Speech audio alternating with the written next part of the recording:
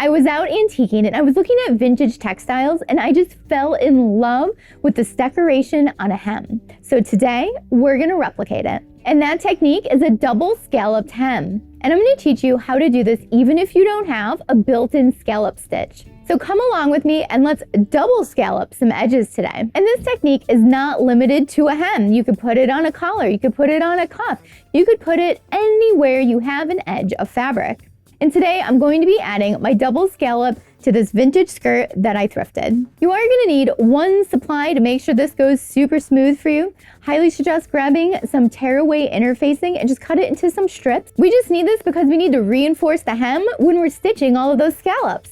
If your machine has a scallop stitch, go ahead and select the one you'd like. My machine has a bunch of different ones. I'm gonna select the most basic one here, which is number 3. And if your machine doesn't have this stitch, I'm gonna show you how to create it later on any old sewing machine. The first step in creating the double scallop is adding the scallop at the bottom of your project first. So I'm going to put my interfacing under my skirt here.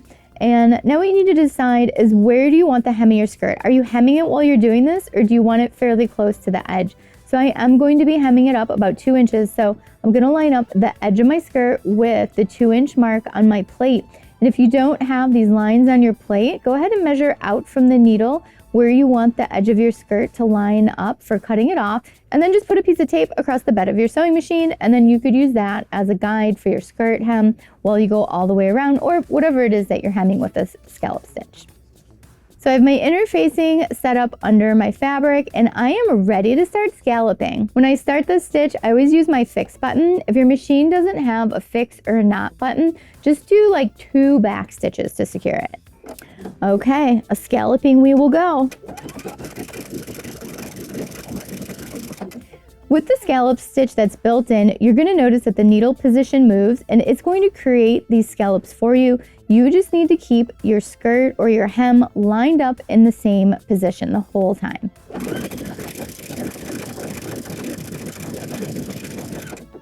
Now this isn't the fastest stitch in the world. It's going to take some time to create because it's creating so many little stitches. I always think it's a great idea to engage your needle down button so that way when you need to double check your interfacing, you're not going to lose your position in the scallop.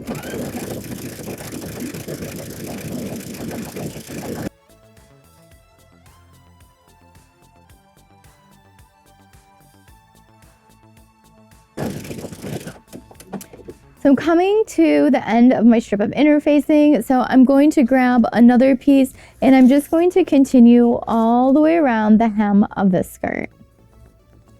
I'll see you when this row is finished. That took a little while, but sometimes adding these extra details to garments just makes them pop. So let's take a look at what we just did. Look at how beautiful our scallop is. I just love it. And you can see I have my tearaway interfacing on the back, stabilizing that stitch. And we're gonna wait to put it on the second scallop before we remove it, but you can see I've got that on there, making it nice and strong. If you don't have interfacing, you could also double roll your hem and just use the extra fabric kind of as the stabilizer, but a lot of times it's gonna get too thick, and then what about all that extra fabric on the back that's gonna be above the scallop? That's gonna add some weight to your hem. So depending on what kind of fabric you are creating this on, you really want to use some tearaway interfacing because it's going to let your original fabric just drape nicely how it's supposed to. And because we're going to tear away that interfacing later, it's not going to affect the drape of the garment. So in my opinion, this is the best way to reinforce that scallop. Now it's time to add that second row of scallops. Now this can be the trickiest part because if it doesn't look even all the way across the hem, it is going to look a little weird and off and noticeable. But I have some techniques for you that are going to help you keep this nice and even. To be really precise, it's a great idea to chalk up with a ruler right where you want to sew. And I'm going to make this one 1 inch away from the top of the other scallop, from the highest point. So that way I know exactly where to follow. So this is one way you could do this. And the next technique is using your machine to line up with the last row of scallops you did. Let me show you how to do that. If you're enjoying this video so far, make sure you like and subscribe. It helps the channel out a lot. And if you're interested in sewing, make sure you check out my online sewing classes at sewanastasiasewingacademy.com. And one more thing, I also have a Pattern of the Month club, and it includes access to our virtual sewing circle. We meet up once a month. Link down below.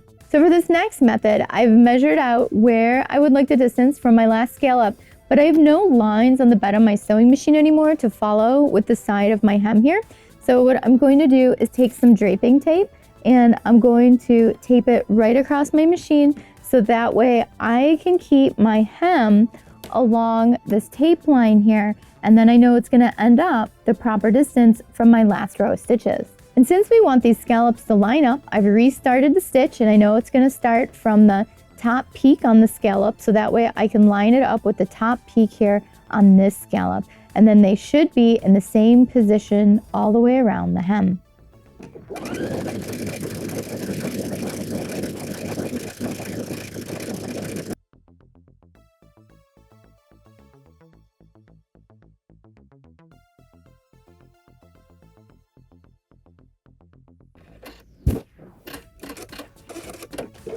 Our 2 rows of scallops are complete. Now let's go over some very important details and questions that you might have. One question a lot of people have is, what do I do if I'm in the middle of this scallop and my thread breaks? Oh my gosh, how do I go back and line up that pattern? Well, it's real simple. You're going to seam rip up to the tip of this scallop here. You're going to reset your stitch and then you're going to start here. Just make sure you use your fix button or your back stitch and then you'll be right back on track. You might have noticed that when I ended, my scallops did not match up perfectly. So what you can do is overlap them and then seam rip the extra little scallop bits that are popping up that look funny. So yeah, that little ending one doesn't look perfect, but you know what? Nobody's ever gonna notice it on this hem. Now that our stitches are all sewn in, it's time to remove this interfacing. And I suggested you buy the tear away because it literally tears away right out the stitches. And then you're just left with your beautiful stitches there. So once you tear that away, you're gonna notice you just have your nice stitches on the back and on the front. I have all the interfacing removed and look at how nice this drapes and hangs. We have nothing stiff remaining on the inside. Now we have one last step and we need to cut away the fabric below the bottom scallop. To start this, we are just going to cut into the bottom of our fabric up to the scallop. Now to make this look really, really clean, what we want to do is work our way around the edge of the scallop. Now you want to clip right next to the stitches, but you want to make sure you do not go through the stitches. This can be a time-consuming process depending on how many scallops you have to cut away. But put on a good song and take your time. Another tip is using a really small pair of scissors. It's going to help you work around these little curves and points. So just get a sharp pair of snips and off to the scalloping races you go. We have finished our double scalloped hem. It is gorgeous. Let's take a look at it. And if you don't have this stitch on your machine and you need to know how to create it from just your zigzag stitch, I have not forgotten about you. We are doing that next. Look at our beautiful double scallop. I just love this hem. I love the contrasting color too. It is gorgeous.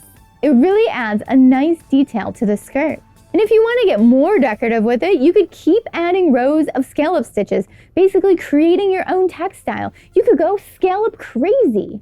So what if you don't have a scallop stitch on your machine? Well, let's get into it. So if you don't have that stitch, you need to draw out your scallops. So if we wanted to make scallops that were 1.25 inches wide, we would trace out one scallop, move our ruler over, trace out another scallop, and then continue on our way tracing these out along our entire hem. And then we're gonna have a pattern that we can follow. And if you don't have a ruler like that, grab a spool of thread and we are gonna use the bottom of the spool as our scallop shape to trace out. You could do this with any round shape.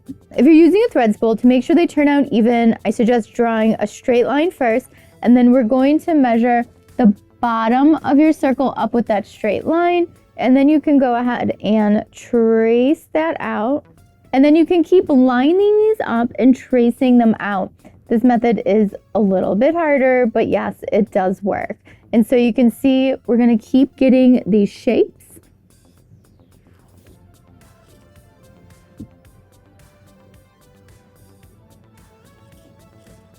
And then you will also have a template to follow.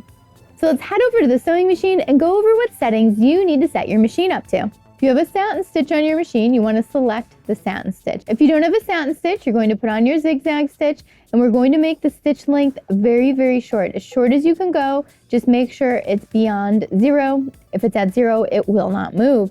So we have a very condensed zigzag stitch here that you can use for your scallop. Now we're going to follow the line that we drew, and I've got some tips for you when you get up here to the point.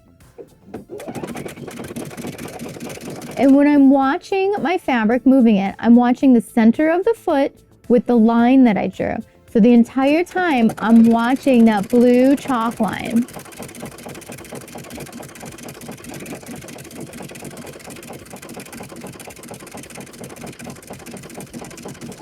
Now when we get up to the tip of the scallop, we need our needle position in the left position. It is very important that it is in the left position.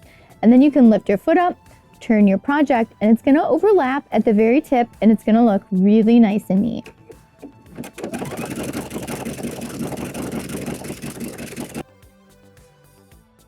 Now we're up to our other tip. I'm on the right hand side right now, which means I need to go one more stitch so that way I can get my needle in the left position.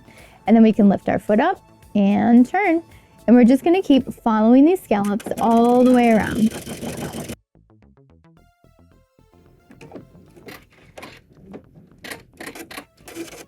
And just like that, we have beautiful scalloped stitches. Wasn't that cool? You can still create that stitch even if you don't have a programmed scallop stitch on your machine.